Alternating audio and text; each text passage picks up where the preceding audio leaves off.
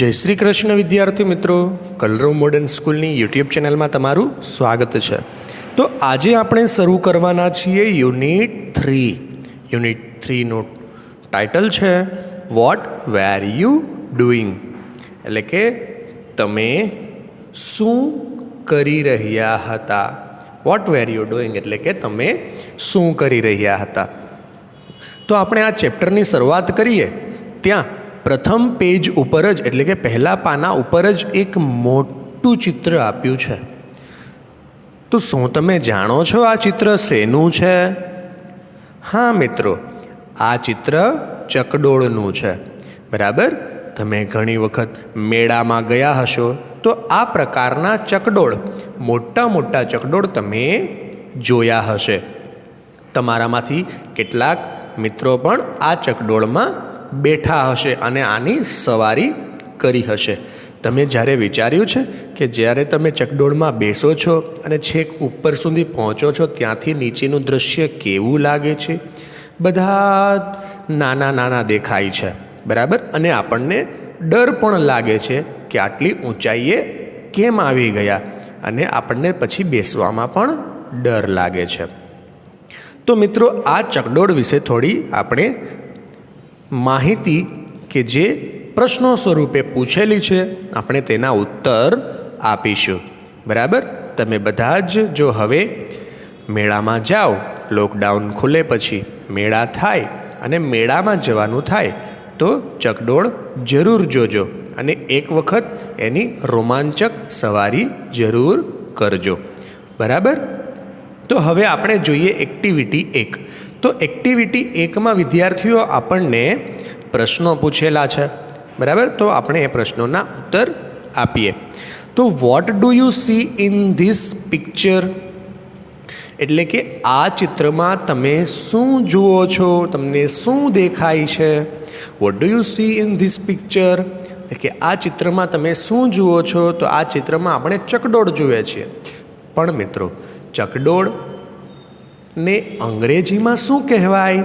તો ચકડોળને અંગ્રેજીમાં કહેવાય મેરીગો રાઉન્ડ. બરાબર, મેરીગો રાઉન્ડ અથવા તો જાયન્ટ વ્હીલ.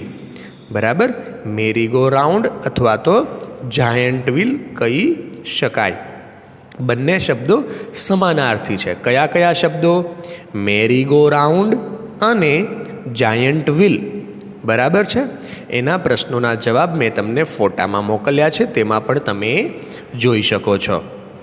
ઓકે, પછી બીજો ક્વેશ્ચન છે વેર ઇઝ ઇટ ફાઉન્ડ, એટલે કે તે ક્યાં જોવા મળે છે, તે આપણને ક્યાં દેખાય છે? તો કે તે ચકડોળ આપણને મેળામાં દેખાય છે. બરાબર, મેળાનું ઇંગ્લિશ થશે ફેર. ઇટ ઇઝ ફાઉન્ડ ઇન ફેર. બરાબર, એનો આન્સર આપણે આપીશું તો આવી રીતે લખાશે, ઇટ ઇઝ ફાઉન્ડ ઇન ફેર.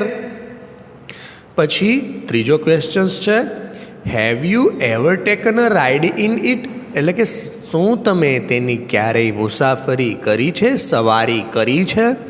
તો જો આપણે ચકડોળમાં બેઠા હોઈએ તો હા લખવાનું, યસ. અને જો ચકડોળમાં ના બેઠા હોઈએ તો આપણે નો લખવાનું. બરાબર છે, એનો જવાબ પણ તમને આપી દીધો છે ફોટામાં. પછી ચોથો ક્વેશ્ચન છે કે ટેલ your class about your experience riding on it, એટલે કે તમારા ક્લાસને જણાવો, તમારા વર્ગને જણાવો કે તમારો આની પર સવારી કરવાનો અનુભવ કેવો રહ્યો હતો. બરાબર, તો તમારે વર્ગમાં જણાવવાનું છે કે ચકડોળની સવારી તમારા માટે કેવી બની હતી, રોમાંચક હતી કે પછી ડરાવની હતી કે પછી બીક લાગી ગઈ હતી, એવું બધું તમારે જણાવવાનું છે. એનો જવાબ પણ તમને હોમવર્કમાં મોકલેલો છે.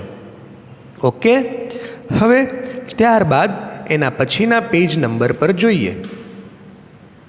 તો એના પછીના પેજ નંબર ઉપર આપણને આટલાક ચિત્ર આપ્યા છે. 1 2 3 4 અને 5 ને 6 ચિત્રો આપ્યા છે.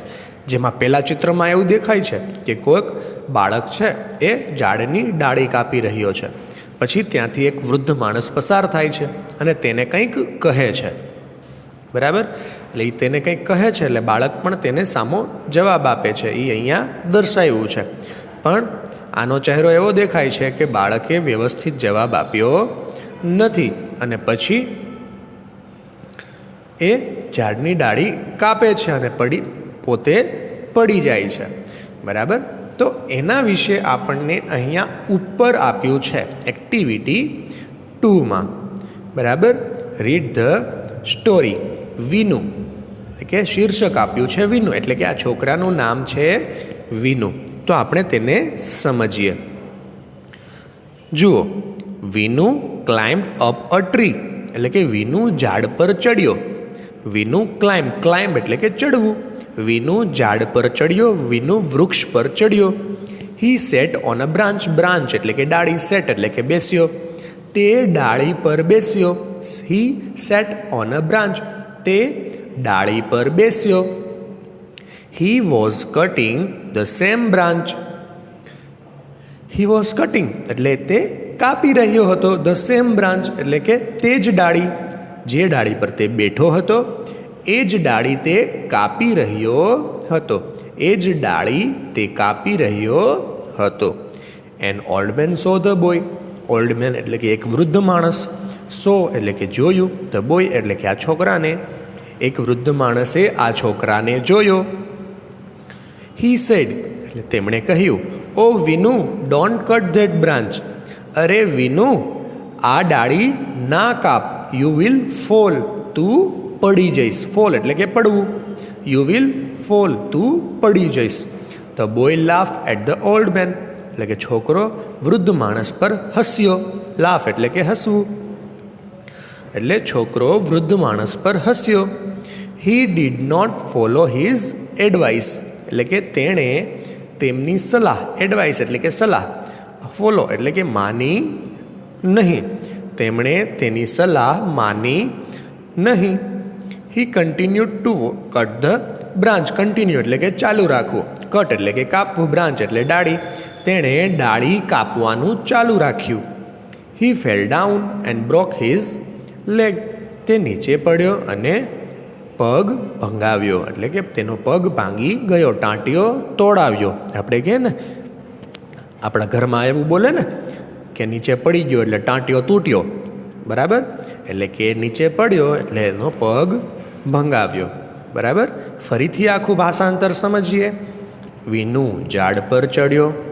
તે ડાળી પર બેસ્યો. તે જ ડાળી કાપી રહ્યો હતો. એક વૃદ્ધ માણસે આ છોકરાને જોયો. તેણે કહ્યું, અરે વિનુ, આ ડાળી કાપીશ નહીં, તું પડી જઈશ. આ છોકરો વૃદ્ધ માણસ પર હસ્યો. તેણે તેની સલાહ ના માની. તેણે ડાળી કાપવાનું ચાલુ રાખ્યું. તેથી તે પડી ગયો અને પગ ભંગાવ્યો અને તેનો પગ ભાંગી ગયો. બરાબર. તો આ જે વાર્તા હતી, આ જે ફકરો હતો એ આની પરથી જ આપેલો છે. અને આ ચિત્રોની નીચે લીટી આપેલી છે, એટલે આ ચિત્રને લગતું જે વાક્ય આમાં હોય એ વાક્ય અહીંયા લખવાનું છે. એટલે કે Vinu climb up tree, he sat on a branch, he was cutting the same branch. એટલે અહીંયાથી અહીંયા સુધી ક્યાં આવશે? પહેલા ચિત્રમાં. પછી an old man saw the boy, એટલે અહીંયાથી an old man saw the boy અહીંયા સુધી અહીંયા આવશે. બરાબર. આમાં એક જ લીટી આવશે બીજા ચિત્રમાં. પછી ત્રીજા ચિત્રમાં શું આવશે?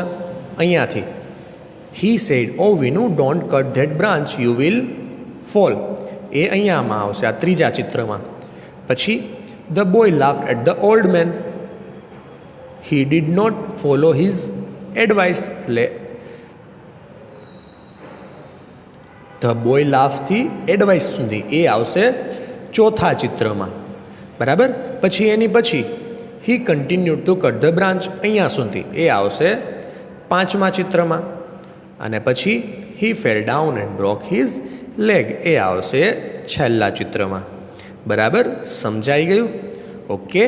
તો આજનું આપણે અહીંયા સુધી રાખીએ છીએ. આવતા પિરિયડમાં આગળની એક્ટિવિટી 3 જોઈશું. બરાબર. જે આ ચેપ્ટરનું મેઇન સ્ટોરી છે. ઓકે. ત્યાં સુધી આપણે વિદાય લઈએ છીએ. ધન્યવાદ. Thank you. Bye bye.